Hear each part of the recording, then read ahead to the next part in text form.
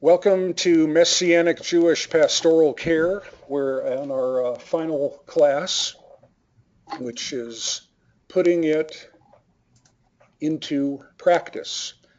And Rena will be largely presenting on that topic of putting it into practice. I'd like to touch on something first before we go into that, which we mentioned a while back, marriage counseling and premarital counseling, and covered some of the parameters of that. But I'd like to return to that topic uh, of counseling with couples and also counseling with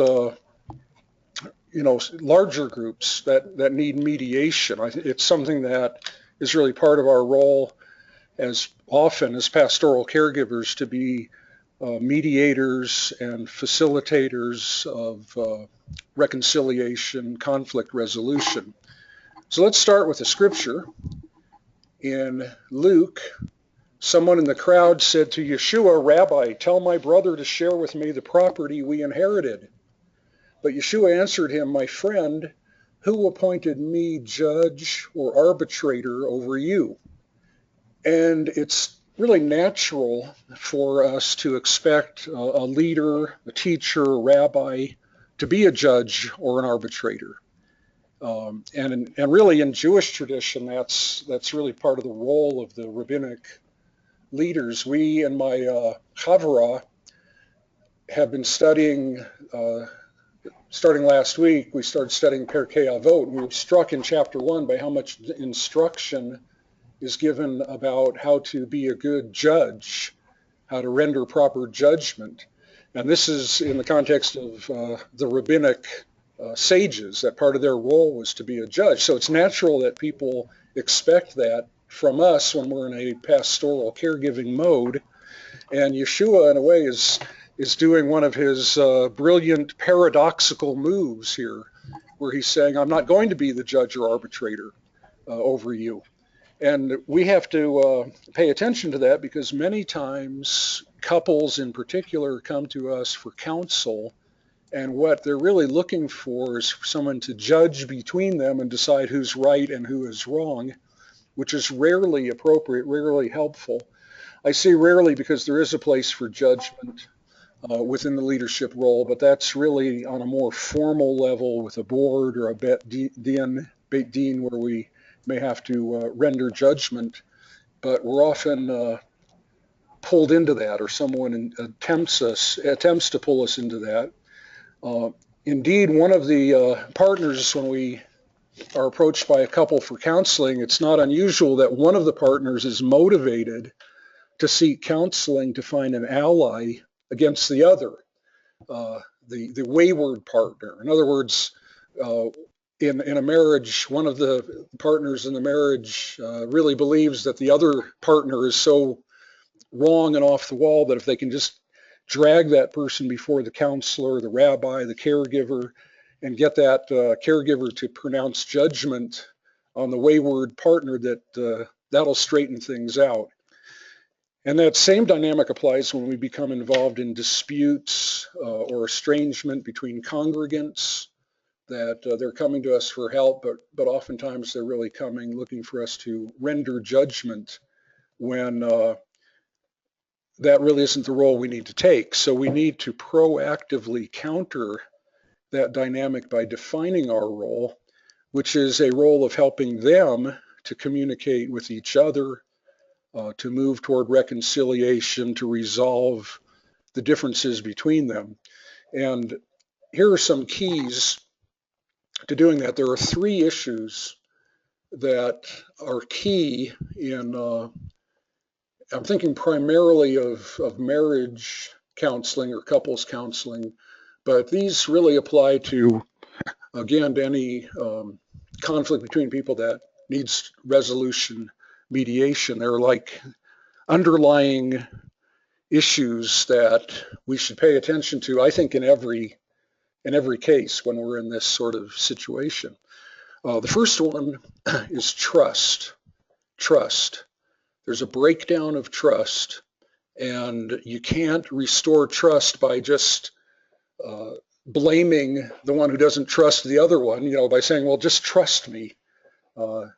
It's going to work out. Or by saying, the problem is you don't trust me. And oftentimes the one who doesn't trust is blamed for the loss of trust when really the other party, the party who is not trusted, has shown himself or herself to be untrustworthy. So trust has to be earned, right? And it's good to lay that on the table. I often, when there's a breakdown of trust, I often ask both parties to identify specific actions that the other can do to earn some trust from me. I just don't trust him, says the wife. And so I might say, well, what could your husband do that would earn some trust?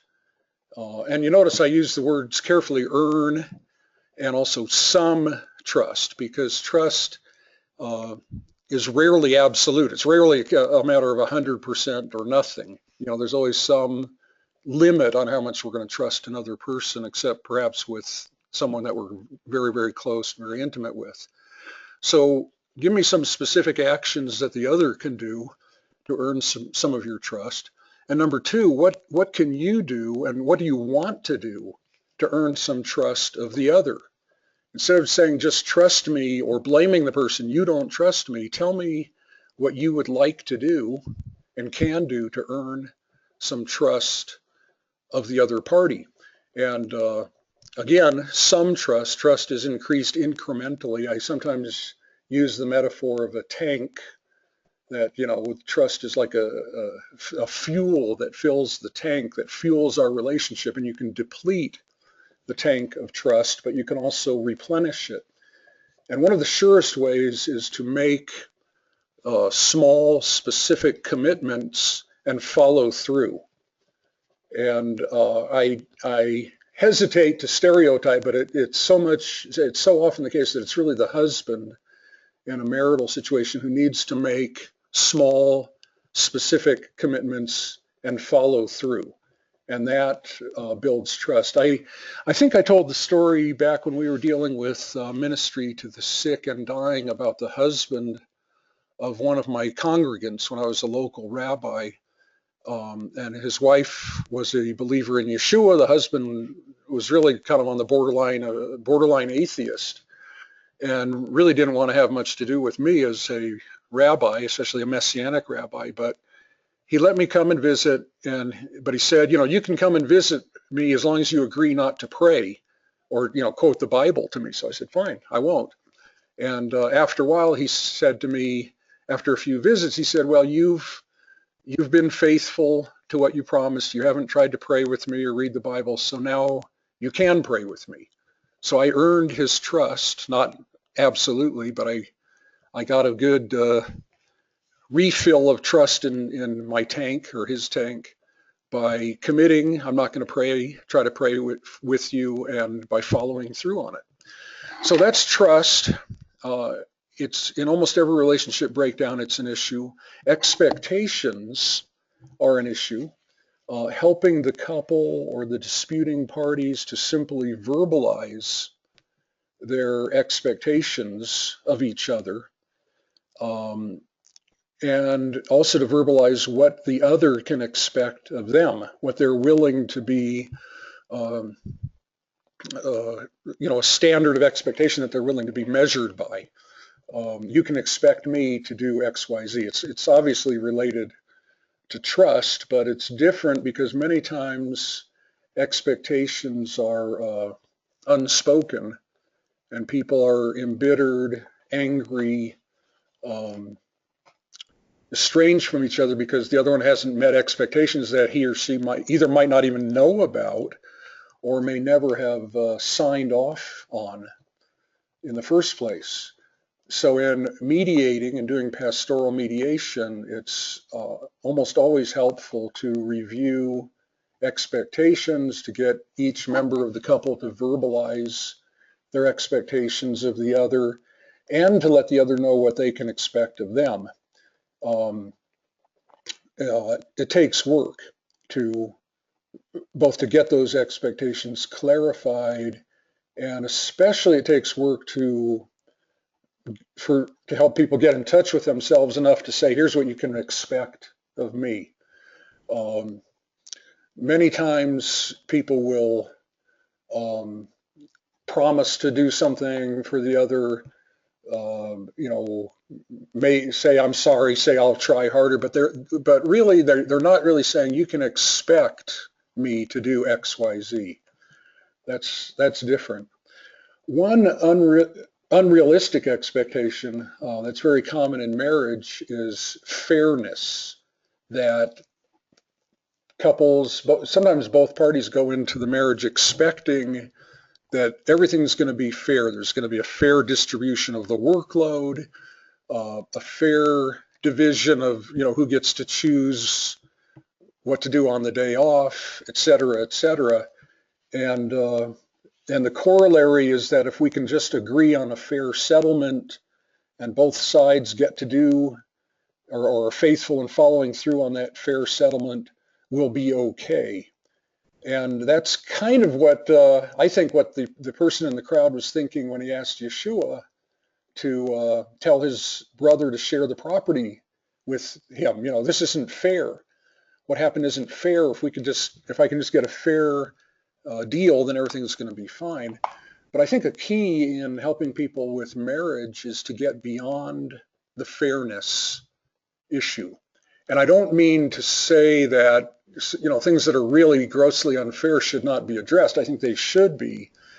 But I think the greater pursuit that we can help people with, rather than uh, getting the measuring rod out and making sure everything's fair, is to take the initiative to give freebies, to um, go beyond what's fair, go beyond the expectation of fairness, and just give, uh, instead of grudgingly, give freely, and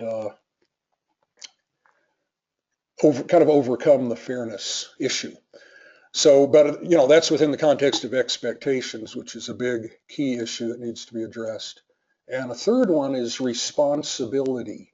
In family discord, there's often an imbalance of responsibility, with one party taking on way too much responsibility and the other party's taking on too little. And this is very common in dealing with families where addiction is a factor. Um, I've noticed long ago in working with addicts, alcoholics, that on the one hand, they're not taking responsibility for their own behavior, their own drinking or drug use, and for the dysfunction of their own personal lives, but then they tend to be, or oftentimes tend to be controlling, taking on responsibility for the other person. So their life is a mess, but they're controlling and manipulating the other to get their life in line with what the addict expects it to be. So there's like a distortion, a shifting of responsibility. Or again, oftentimes one party taking on way too much responsibility, the other party's taking on too little. Or one party may feel responsible for things that the other doesn't want him or her to be responsible for, and vice versa. I'm not trying in this brief look, in this lecture, to get into how you resolve all these three key issues, but I'm saying that as pastoral caregiver in mediation, you should really keep these in your thinking and probably bring all three of them up in just about every case and really be aware of them. Trust, expectations, and responsibility, or the responsibility balance. A metaphor I use a lot with responsibility, which, you know, I've seen people kind of light up sometimes when I use it. Back in the day when I was living in the mountains, we were living a very primitive lifestyle, and we actually, for a season or two, tried to plow our field with our horses. We somehow borrowed a horse-drawn plow that was a relic in some neighbor's yard, and hooked it up to our horse and got our horse pulling the plow. And I remember I was pushing the plow and working really hard. And it seemed like the harder I worked, the slower the horse was going.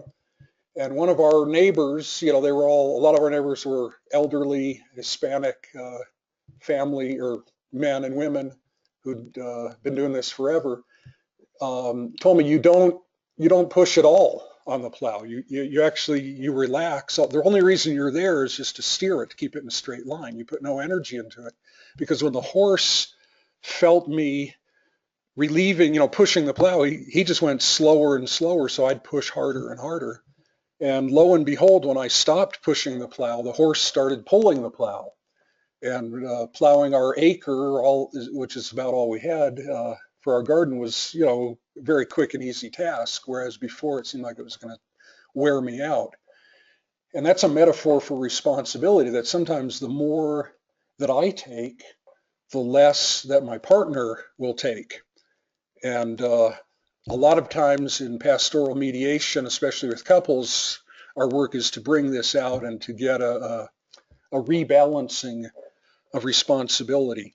Not so much to get it fair, it sounds like I'm contradicting the fairness thing, but to have each person responsible for what really belongs to him or her, what he or she can really control and influence. So pastoral mediation, focus on 3 key issues. Be a communication coach.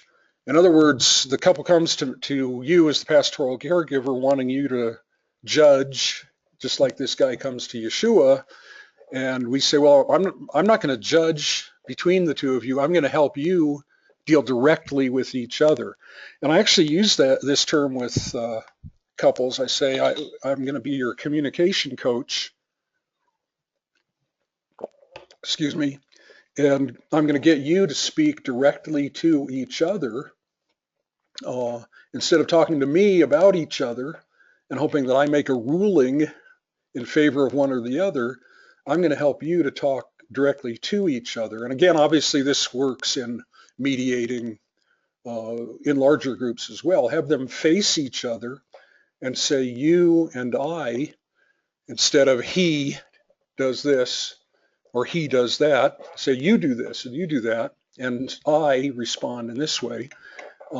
Have them talk about the specific issues that they've brought to you, and let them know that you're going to interrupt as necessary to redirect the discussion, but the goal is to help them discuss and work out their differences. And part of your interruption is to remind them of the listening skills that we talked about earlier, that in this kind of mediation you'd run through very basically and simply the listening skills, and then jump in as the coach to help them apply those skills as needed. So, the most common impediment when there's conflict, the most common impediment to listening to each other, to the other person, is to the urge to immediately counter, evaluate, defend oneself. And as the coach, I'll say, Sally, now did you hear what John was saying just now? Or tell John what he just said. And Sally will do a quick summary of what John just said and then jump in, but you're wrong because blah, blah, blah. And so as a coach, I'll ask them to suspend that, and let's just focus on making sure you understood what John just said. Tell him what he said, and let's go beyond that. Tell him why it's important to him. Get down to the meaning behind it. Before you counter it, let's make sure you understand the meaning. In the academic world, there's a principle.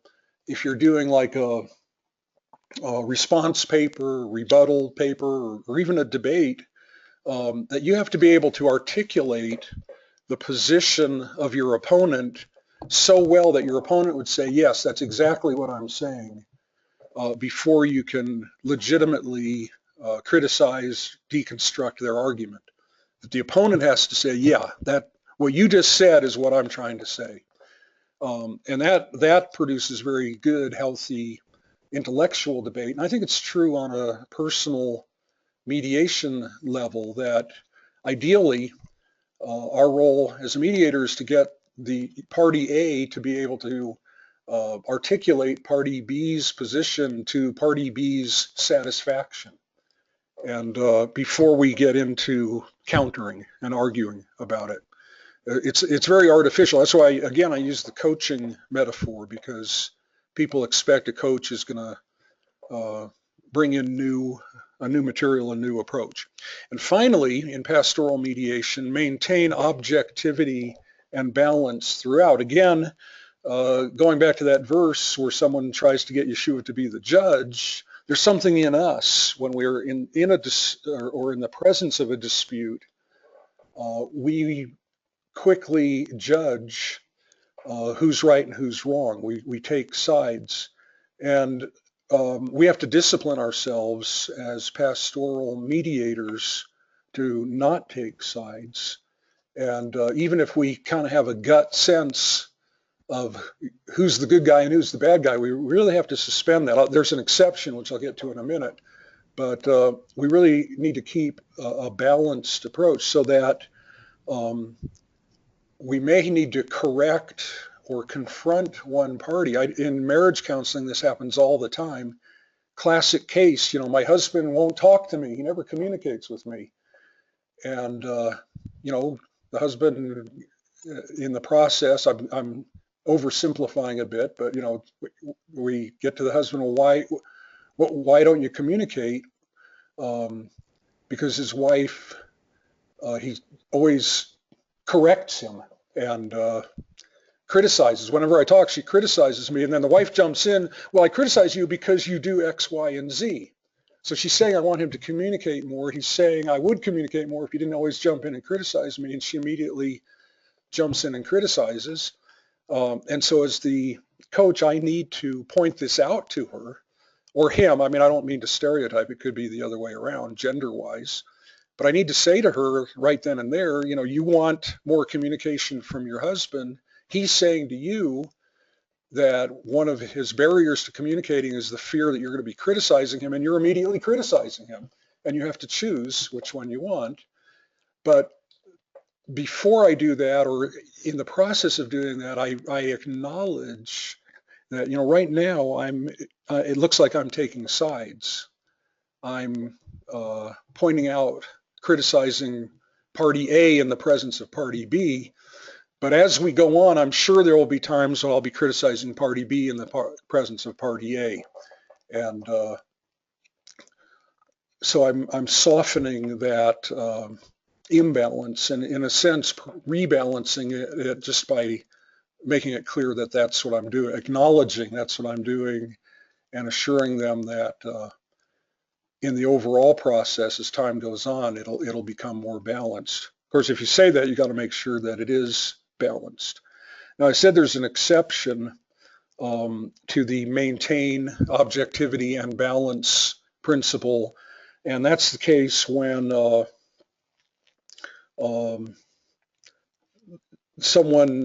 one part or the other is involved in addiction and abuse and infidelity, something that you can't just treat as, well, that's another component in this problem, because in those cases, addiction, abuse, infidelity, that is the problem, and that needs to be confronted strongly and dealt with without balancing it. Your husband drinks, is an alcoholic because you nag him too much. You can't do that.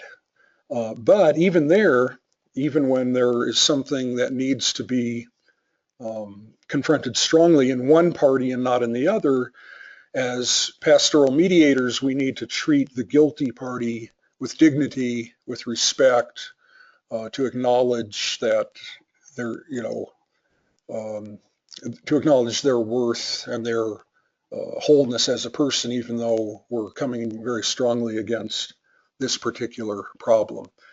So that's my little add-on for pastoral mediation, and I'm going to turn it over to Rena to talk about putting it into practice. Okay, so we are talking about practical tools for developing and executing a plan. So we wanted to offer you some tools to have on hand and available to congregants who you're providing pastoral counseling for. There are lots more tools available out there. This is just a starting point. And obviously your greatest tool is you and your genuine care for the people you're, providing counseling for. But these tools might help too. So first we have the power and control wheel. There it is. This was Rena, developed. let me interrupt a second. We'll include the PowerPoint file. We'll upload that so that people can have access to these tools. Yes. Okay, Yeah, good. absolutely. So this was developed by staff at the Domestic Abuse Intervention Project. They convened focus groups of women who had been abused. They listened to the stories of these women, asked questions, and documented the most common abusive behaviors or tactics that were used against them. And the tactics chosen for the wheel were those that were most universally experienced by battered women. I find this to be a really helpful tool in my practice, and even have used it in my personal life as far as helping friends kind of talk through different issues. It's a very valuable tool. I think it's important to point out, if only one of the categories of abuse is used on a regular basis, it is still abuse. It doesn't have to cover all of these areas. It only has to cover one, but it does have to be an ongoing pattern of behavior. Obviously, we all slip up every once in a while, but if these are patterns of behavior, then that becomes a real issue. So next we have the nonviolence wheel. From the power and control wheel came the nonviolence wheel. It characterizes the opposite of power and control, and it emphasizes characteristics of mutuality and trust. So simply showing either or both of these wheels to someone who's confused about his or her marriage or relationship can kind of flip a light switch for that person. Abuse versus healthy relationships are hard to characterize sometimes. They exist as sort of abstract concepts in our minds. And these tools turn the abstract into something that is more concrete and can be evaluated in a very straightforward manner. Next, we have some categories of verbal abuse. These are just a couple of examples of categories of verbal abuse. Again, verbal abuse usually exists as an abstract concept. Seeing it identified and labeled on paper can be enlightening for you and for your congregant if either or both of you are unsure if there actually is abuse taking place in the relationship. So I'm not going to go through each of these. When we post this, you can read through it and look at it in a little more detail. But this is just a sample of a number of different categories of verbal abuse. And these particular categories are taken from a book called The Verbally Abusive Relationship by Patricia Evans, which I will be sure to include on that slide when we upload that. Moving on to the topic of grief, we have keep going, right? There you go. We have a grief poem. This is a writing exercise that can be helpful to your congregant as he or she struggles through the loss of someone who they have loved. It prompts the person to think and to feel thoroughly through their grief. And by doing so, they're able to produce a poem or a narrative that is meant to be validating and comforting and something they can reflect on throughout their mourning process. The first page, which you see on the screen, provides the directions and examples. And then the second page, which is on the next slide, prompts you through the poem, and it provides space for the final revised project. So this exercise also can be adapted in a number of ways to deal with, issues other than grief. Okay, the next three slides. Could we take a minute? Could you kind of walk this? Could you walk us through this a bit? Because I'm not sure how clearly the slide is coming through for everybody. Maybe even read one of the examples if that wouldn't be awkward. Yeah, absolutely. Okay, so the instructions start with there are 10 steps to the instructions. The first, finish the sentence, to the one who. Then you ask a question, you finish another sentence, and the fifth line, it gives you the words for the fifth line. To those who believe you are gone. Sixth line, you're finishing another sentence. Seventh line, you're answering the question that you asked in number 2. And the eighth line, you're going to think of a metaphor and use that. In the ninth line, you're going to make a declaration. So, we're hoping for this to provide validation for your grief as well as comfort. So that declaration, can be something that's, very positive and validating and empowering for you to move forward. And then the last step is for you to read over the poem, make additions, subtractions, any alterations that you want to make. So this first example is, it's an example of the first draft, and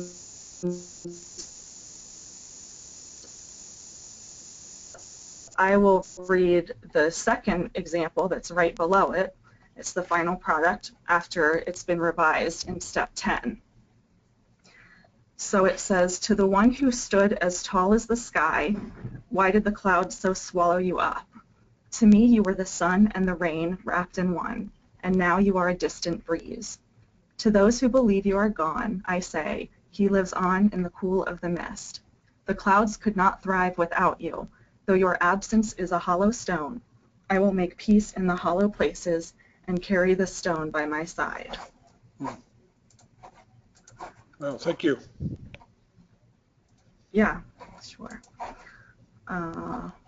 Let's see, now I'm having trouble with my screen. Okay. So there you see, the space for you to go ahead and fill in your wording. Okay, I'm back on.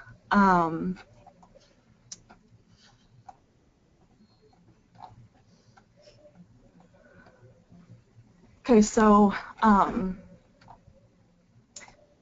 the next 3 slides detail different types of cognitive distortions. I mentioned this in one of the previous lectures, and again, we'll upload this, so you will have access to this. It's helpful for you and the person who you're caring for to be familiar with these distortions and to be able to identify them as they come up. So if you remember, Rabbi Russ talked to us about the relationship between thoughts and feelings, and that's exactly why identifying and challenging cognitive distortions is important. You might be surprised at the improvements you see in the people you're caring for simply by giving them this ongoing task of catching their own distorted thinking, challenging it, and working toward changing it.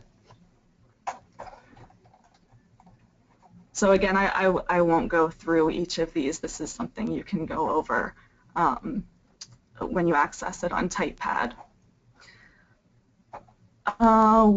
Next we have a feeling vocabulary. This is simply a list of feeling words. You know, when I started seeing clients when I was just out of school, I quickly realized that a significant barrier to connecting with someone I was providing care for, and also a barrier to that person connecting with their own emotions, was simply an inability to find the right words to express themselves. So I noticed that on top of whatever issue you know, they were there to see me for, within the session, as we were kind of, you know, exploring and processing the issue, they would develop a very sort of low-grade agitation because either they couldn't put their finger on exactly what they were feeling, or they couldn't really find the words for exactly what they were feeling. And I think that finally finding that right word, you know, speaking it and or maybe hearing it, can provide this relief and can clear the way for deeper healing. So I think it's good for you and your congregant to each have a copy of this accessible while you're talking through things at the appropriate times. You know, obviously not every time you get together, but that way you can collaborate to put the right words, you know, to your congregants' feelings and emotional needs. And then going forward, not just with you, but, you know, in their other significant relationships, they have the vocabulary to be able to express their emotions and their needs. And then finally, we have a complement pyramid. This is a small sample from a larger document called Empowering Daughters, which aims to counter our cultural conceptions and expectations of girls. So this is obviously a resource for parenting and something you can introduce to a congregant who might be looking for guidance on raising emotionally and spiritually healthy daughters. The complement pyramid is illustrating that a girl's sense of self-worth ideally should come primarily from who she is, as well as what is fundamentally and spiritually true about her. Now, I want to say here that all of this is true for boys as well. This just happens to be geared towards girls, and you know, girls might get the brunt of this sort of thing in our culture, but that doesn't mean that it's not true for boys also.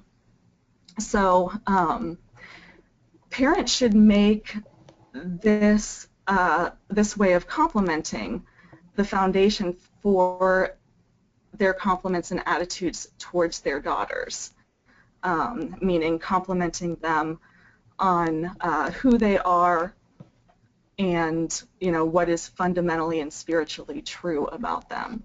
So daughters should repeatedly hear and see that their worth is inherent.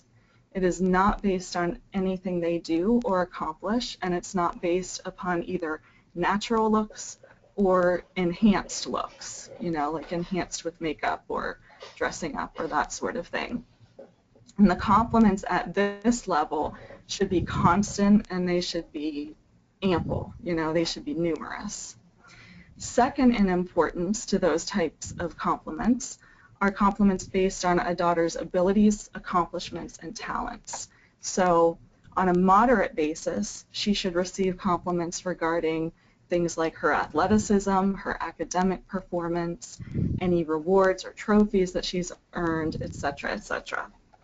And then finally, compliments regarding a daughter's looks should be given pretty sparingly.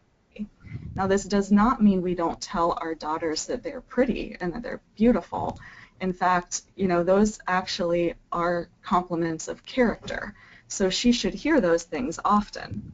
But when we get into the habit of complimenting or over-complimenting her for her looks after she has put on a new outfit, or, you know, she's like put on a little bit of lip gloss, then we send the message that beauty can be artificially created and that she should artificially create her own beauty in order to look and to feel worthy and esteemed. So consider the difference between these two compliments. First, you look very pretty in that outfit.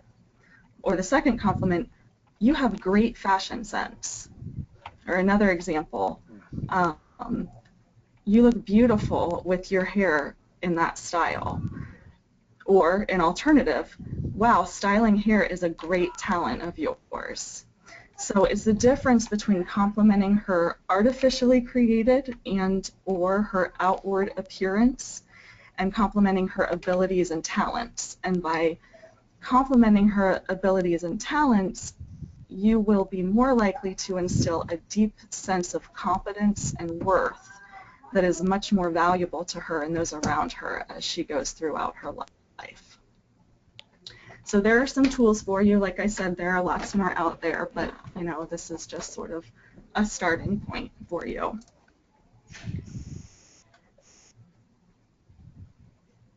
Okay.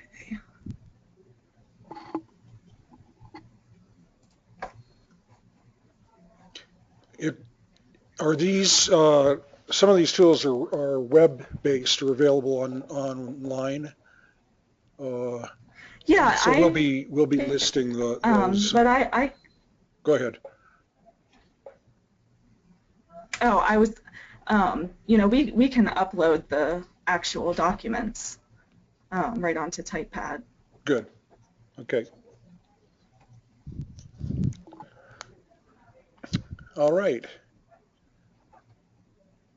Well, why don't you, before we close, Rena, maybe you could just go quickly over the assignment that the class will be focusing on now in the next couple of weeks.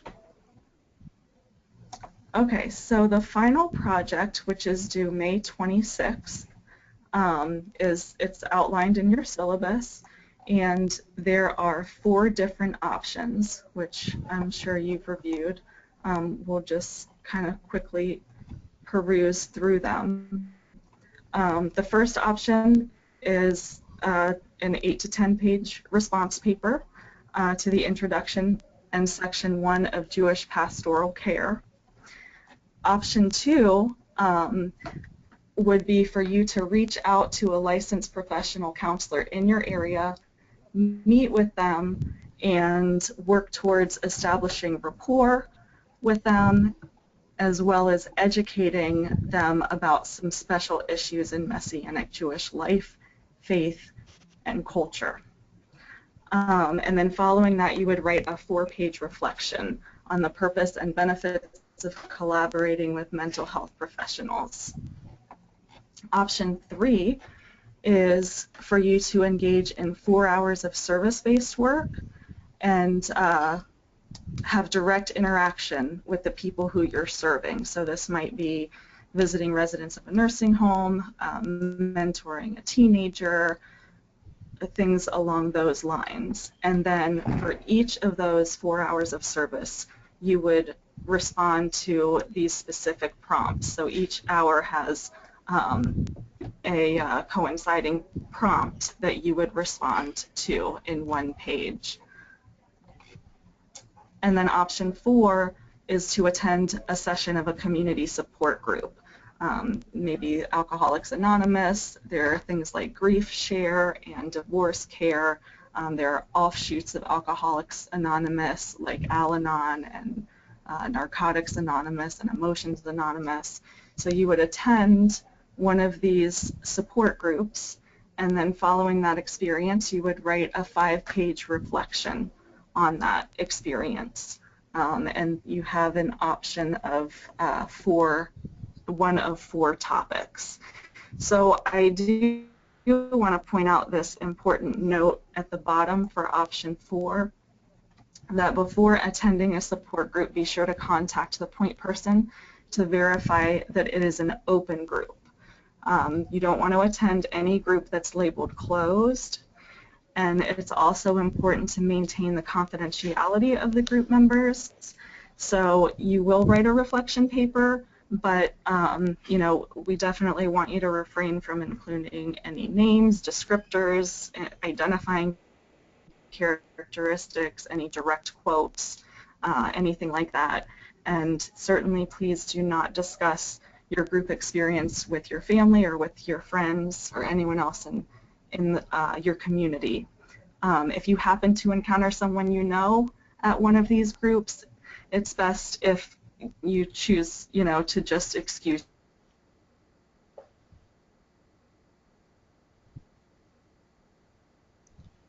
We lost the, yourself from that group to maintain that person's confidentiality.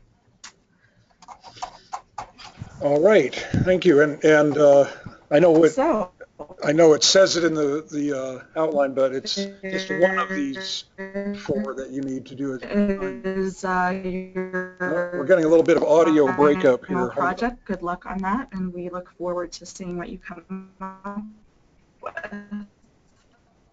All right, thank you. We had a little bit of audio breakup there. In fact, the audio connection is being restored. I'm going to keep speaking. I think we lost the audio for a minute, and it should be good again.